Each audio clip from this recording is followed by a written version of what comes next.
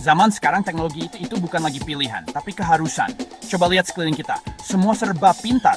Smart home, smart vehicle, smart factory. Semua itu namanya Internet of Things, IoT. Benda-benda bisa punya otak dan ngobrol lewat internet, kayak ngegosip di grup WhatsApp, tapi versi alat. Mereka kirim data, kasih perintah. Canggih kan? IoT di industri itu nyawa. Bayangin smart factory super modern. Mesin lapor sendiri kalau perlu diperbaiki. Mesin atur kecepatan sesuai permintaan. Nggak ada lagi drama operator yang salah pencet. Semua jadi efisien, cepat, presisi. Bukan fiksi ilmiah, ini nyata. Gedung pintar, smart building atur suhu dan listrik sendiri. Sistem energi pintar, smart energy hemat listrik. IoT ada di mana-mana, ubah cara kerja dan hidup kita. Dulu pikir cuma untuk negara maju, sekarang nggak bisa begitu. Nah, pertanyaannya sekarang, kenapa anak SMK, khususnya jurusan teknologi dan rekayasa, harus banget jago IoT? Jawabannya simple, karena dunia kerja butuh kalian. Industri-industri besar itu lagi nyari orang yang nggak cuma ngerti teori, tapi juga bisa langsung praktik. Mereka butuh teknisi yang bisa merakit perangkat IoT, memprogramnya, dan memastikan semuanya berjalan lancar. Mereka nggak punya banyak waktu buat ngajarin dari nol. Mereka butuh orang yang siap tempur. Ibarat main game, mereka butuh pemain yang udah level tinggi, bukan yang baru mulai tutorial. Dan SMK adalah tempat yang paling pas buat mencetak para jagoan ini. Sekolah menengah kejuruan itu kan slogannya SMK bisa. Ini bukan cuma slogan kosong. Ini adalah janji bahwa lulusan SMK itu siap kerja. Di era digital ini, siap kerja artinya siap dengan skill IoT. Kalau dulu anak teknik mesin jagonya bongkar pasang mesin konvensional, sekarang mereka harus bisa bikin mesin itu jadi pintar. Kalau dulu anak teknik elektro jagonya merangkai sirkuit, sekarang mereka harus bisa menghubungkan sirkuit itu ke internet dan mengontrolnya dari jauh. Kadang belajar di kelas tuh rasanya kayak nonton film yang ngebosenin. Gurunya ngomong di depan, kita di belakang pusing nyatet sambil nahan ngantuk. Apalagi kalau pelajarannya teknis, penuh rumus dan diagram. Tapi semua itu bisa berubah total kalau kita belajarnya pakai metode project-based learning atau pembelajaran berbasis proyek. Di sini, kita nggak cuma disuruh menghafal teori, kita diajak untuk langsung membuat sesuatu yang nyata. Belajar IoT dengan cara ini rasanya jadi seru, kayak lagi main rakit-rakitan tapi versi canggih. Kita ditantang untuk menyelesaikan masalah di dunia nyata pakai teknologi. Prosesnya biasanya dimulai dari sebuah studi kasus. Misalnya masalahnya adalah bagaimana cara memantau kualitas udara di lingkungan sekolah secara real time. Dari situ kita mulai merancang solusinya. Kita diskusi bareng teman-teman satu tim, pakai sensor apa ya? Datanya mau dikirim kemana? Nanti tampilannya gimana? Proses perencanaan ini melatih kita untuk berpikir kritis dan kreatif. Kita belajar memecah masalah besar jadi bagian-bagian kecil yang lebih mudah dikerjakan. Nggak ada lagi tuh ceritanya cuma duduk diam dengerin guru. Semua ikut aktif, semua punya ide. Setelah rencana matang, saatnya bagian paling seru implementasi. Belajar IoT melalui proyek itu paket komplit. Kita nggak cuma dapat ilmu teknis, tapi juga soft skills yang harganya mahal banget di dunia kerja.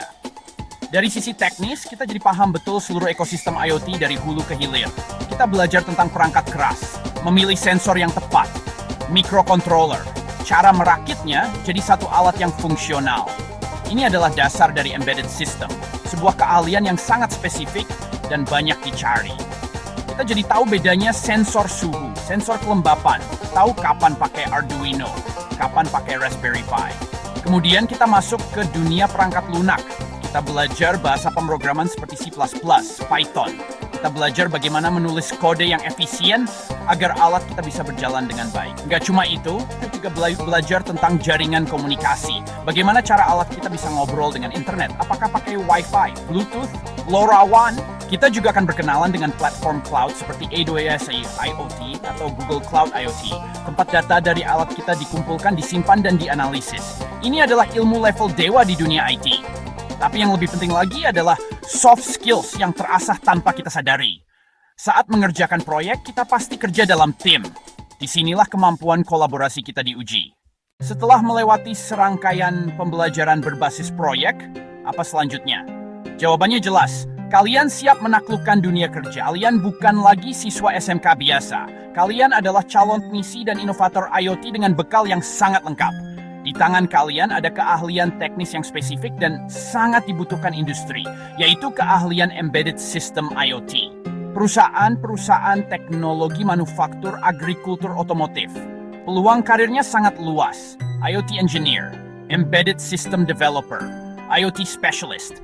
Portofolio adalah senjata utama kalian. Saat melamar kerja, kalian gak cuma membawa selembar ijazah transkrip nilai. Kalian membawa bukti nyata berupa proyek-proyek yang pernah kalian kerjakan. Prototip alat penghemat energi untuk rumah. Sistem monitoring kesuburan tanah untuk pertanian. Model kecil smart factory. Ini jauh lebih meyakinkan daripada sekadar nilai A di atas kertas. Portofolio ini bercerita tentang kemampuan kalian dalam merancang, membangun, memecahkan masalah, bekerja dalam tim. Ini adalah tiket emas kalian untuk mendapatkan pekerjaan impian. Manfaatnya nggak berhenti sampai di situ.